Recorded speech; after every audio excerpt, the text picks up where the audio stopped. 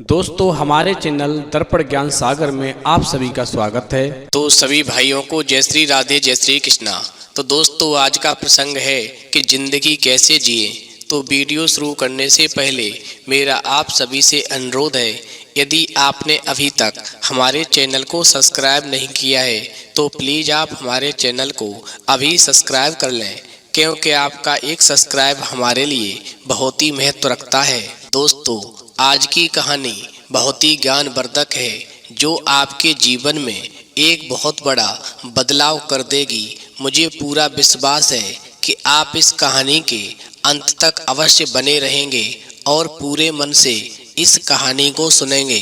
तो आ जाइए दोस्तों, कहानी की तरफ गौर करते हैं। देखिए, एक गांव में एक सेठ रहा करता था और इस सेठ के पास में अपार संपत्ति थी। दोस्तों एक दिन ये सेठ बैठ कर के अपनी संपत्ति का हिसाब लगाने लग जाता है और हिसाब लगाने के बाद में ये सेठ इस नतीजे पर पहुंचता है कि जितनी संपत्ति इसके पास है उससे 7 पीढ़ियां आराम से बिना कुछ कमाए गुजारा कर सकती हैं। लेकिन ये सेठ इस सोच में पड़ जाता है कि 7 पीढ़ियों के बाद में फिर क्या होगा, मेरी 8वीं पीढ़ी का गुजारा कैसे होगा।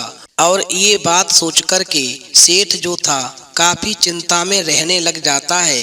अब एक हफ्ते तक इसी चिंता में रहने के बाद में सेठ ने सोचा कि मेरी 8वीं पीढ़ी का क्या होगा। और ऐसा विचार करते हुए एक दिन वो एक संत के पास जाता है और मन में सोचता है कि संत के पास में मेरी चिंता का हल जरूर मिलेगा।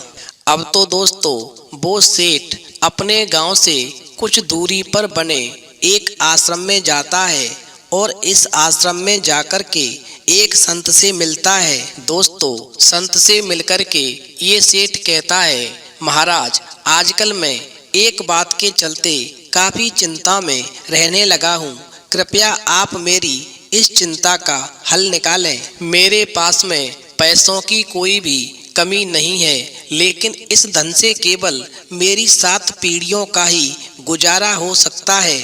मैं इस चिंता में हूँ कि मेरी 8वीं पीढ़ी का क्या होगा, कैसे वो बिना धन के आरामदायक जिंदगी जी सकेंगे। अब तो दोस्तों सेठ की बात को सुनकर के संत महात्मा कहते हैं, तुम्हारे गांव में एक बूढ़ी महिला रहती है जो कि काफी गरीब है। तुम एक काम करो, उस महिला के पास जाकर के उसे 5 किलो आटा दान कर दो और इस प्रकार आटा दान करने से तुम्हारी समस्या का हल हो जाएगा। अब तो दोस्तों संत की बात को मानते हुए सेठ जो था अगले दिन ही गरीब महिला के घर जाता है और उससे कहता है कि मैं आपके लिए 5 किलो आटा लेकर के आया हूँ। दोस्तों लेकिन ये बूढ़ी गरीब महिला आटा लेने से मना कर देती है और कहती है, मुझे आटे की कोई ज़रूरत नहीं है, मेरे पास में पहले से ही आटा रखा हुआ है। लेकिन दोस्तों वो सेठ जो था उस गरीब महिला से कहता है, आपके पास में आटा है, लेकिन आप एक काम करो, जो आटा मैं लाया हूँ आप इस आटे को भी अपने पास रख लो और फिर आटा लेने से आपको कई महीनों तक खाने की चिंता नहीं करनी पड़ेगी, बहुत ही आराम से आपका पेट पालन होता रहेगा। अब तो दोस्तों सेठ की बात सुनकर के महिला कहती है, मैं आटा लेकर क्या करूंगी, मेरे पास में आज के खाने की व्यवस्था है और मैं आने वाले कल की चिंता नहीं करती हूँ। अब दोस्तों वो गरीब बूढ़ी महिला जो थी उस सेठ को उपदेश देती है और कहती है, मेरी कुछ बातें अपने जीवन में गांठ बांध लो, जीवन हमेशा सुकून से बीतेगा, जीवन में कभी भी चिंता नहीं रहेगी, तुम्हें जीवन में वो हर खुशी मिलेगी जिसके लिए इंसान बहुत ही संघर्ष करता है। आज मैं आपको 9 ऐसी विलक्षण बातें बताती हूँ जो कठिन राहों में भी आपकी आंखें खोल देंगी और आपका जीवन चिंता से मुक्त हो जाएगा। दोस्तों वो गरीब बुढ़िया जो थी उस सेठ से कहने लगी, नंबर 1, हमेशा ध्यान रखो, समय बीत गया उसे कभी भी याद करके पछताना नहीं चाहिए। अगर कोई गलती हुई भी है तो उससे सबक लेकर के वर्तमान को हमेशा श्रेष्ठ बनाने का प्रयास करना चाहिए। नंबर 2, जो धन बहुत ही मेहनत के बाद मिले, जिसके लिए अपने धर्म का त्याग करना पड़े, जिसके लिए शत्रुओं की खुशामद करनी पड़े, उस धन का कभी भी मोह नहीं करना चाहिए। नंबर 3, किसी काम को आरंभ करो तो 3 बातों का विशेष ध्यान रखना चाहिए। पहला, कि तुम ये क्यों करना चाहते हो।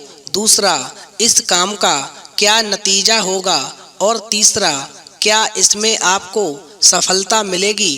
अब दोस्तों, वो गरीब बुढ़िया उस सेठ से कहती है, नंबर 4, सांप अगर विषैला नहीं है तो भी उसे फुफकारना नहीं छोड़ना चाहिए, क्योंकि अगर उसने स्वयं को विषहीन सिद्ध कर दिया तो उसके प्राण संकट में पड़ जाएंगे।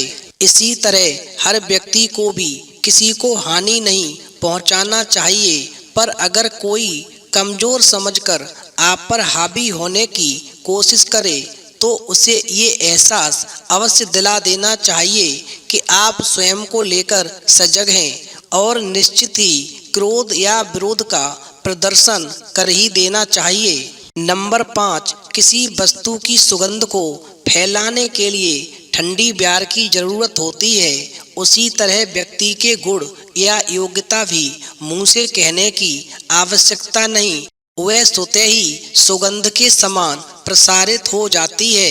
जिस तरह सुगंध को दबा करके नहीं रखा जा सकता, उसी तरह अच्छे गुण भी दबकर नहीं रह सकते। ख्याति की मीठी बयार उसे मिल ही जाती है। नंबर 6, किसी के अधीन रहने से ज्यादा कष्टदायक किसी दूसरे के घर में रहना है। नंबर 7, जो मित्र सामने मीठी बातें करता है और पीठ पीछे आपके काम बिगाड़ने में लगा रहता है, ऐसे मित्रों को त्यागने में ही भलाई होती है। नंबर 8, आत्मा से कमजोर और चरित्र से दुर्बल व्यक्ति से कभी भी दोस्ती ना करें, क्योंकि वह आप पर उस समय हमला कर सकता है जब आपका समय कमजोर हो या जिस समय आपको अंदाजा भी नहीं हो। नंबर 9, हजारों पशुओं के बीच भी बछड़ा अपनी माता के ही पास आ जाता है, वैसे ही आपके कर्मों के फल भी इस जगत में मौजूद होते हैं, जिसे तुम्हें ढूंढना नहीं होता, वह बछड़े के समान पास ही आ जाता है। इसलिए हमेशा व्यक्ति को अच्छे कर्म करने चाहिए। अब तो दोस्तों, उस बूढ़ी महिला की बात को सुनकर के वो सेठ को समझ में आ गया कि इस महिला के पास कुछ ना होकर भी ये बहुत ही खुश है और कल की चिंता में अपने वर्तमान को खराब नहीं करना चाहती है। और मेरे पास तो अपार धन है और मैं फिर भी आने वाले कल की चिंता में लगा रहता हूँ। जिस तरह ये महिला वर्तमान में जी रही है, मुझे भी उसी तरह से अपने कल की चिंता नहीं करनी चाहिए और अपने आज में ही जीना चाहिए। तो दोस्तों, इस कहानी से ये सीख मिलती है कि इंसान को हमेशा अपने आज यानी वर्तमान में जीना चाहिए और कभी भी भविष्य की चिंता नहीं करनी चाहिए। तो दोस्तों, यदि आपको गरीब बुढ़िया की 9 ज्ञान की बातें पसंद आई हो तो प्लीज आप हमारे चैनल को अभी सब्सक्राइब अवश्य करें, क्योंकि आपका एक सब्सक्राइब हमारे लिए बहुत ही महत्व रखता है। तो दोस्तों, इस वीडियो में इतना ही, फिर मिलेंगे एक नई वीडियो में नए प्रसंग के साथ। तब तक के लिए जय श्री राधे, जय श्री कृष्णा।